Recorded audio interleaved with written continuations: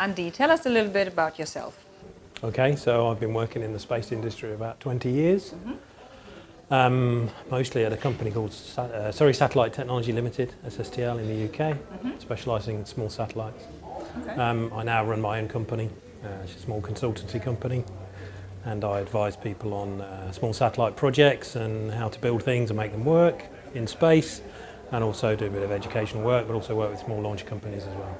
That sounds interesting. Why were you here, or why are you here specifically today for this conference? So I was asked to come and sit on a panel to bring, I guess, my experience and some of my expert knowledge to some discussions about future technologies and future trends and how the space industry might change in a technology way.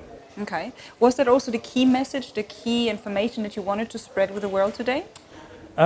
Spread message to the world. Yeah, I mean, it's a fairly specific remit, this conference. It's about space insurance and how the world protects itself and how the insurance community protects consumers against loss and outage. And you know, we use space a lot in our lives. The insurance guys have quite a key part to play in making sure that we get what we need and things arrive on our cell phones and they don't have outages and we don't lose television signals and this kind of stuff. It's okay. So it's a small piece of a big industry, but it's a very important one. So. All right. Did you always know that you wanted to end up in space? That this would be your industry? Kind of, yeah. I wanted to be a fighter pilot when I was 13 and an astronaut as well. Okay. Up until very recently, the UK didn't have any astronauts, so that wasn't a realistic goal. But yeah, okay. I got very interested in space and yeah, didn't always do it, but moved into it when I was about 23, 24. So.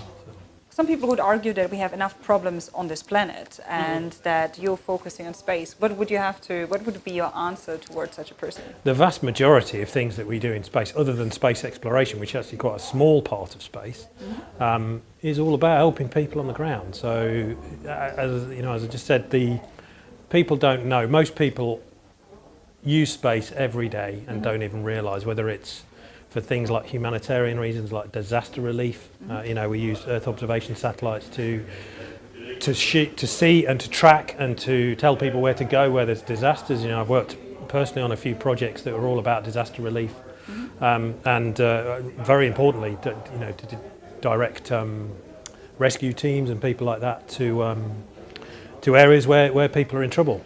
So it's a massive humanitarian thing. A lot of people don't realise that. Do a lot from space. But also the telecoms and mobile telephones, telephony, satellite TV, all this stuff has come from space. Most people don't realise it. Yeah. And then there's satellite navigation, for instance. Most people don't associate sat-nav with satellites anymore. But if you didn't have satellites in the sky, you would have trouble getting where you wanted to go in the morning.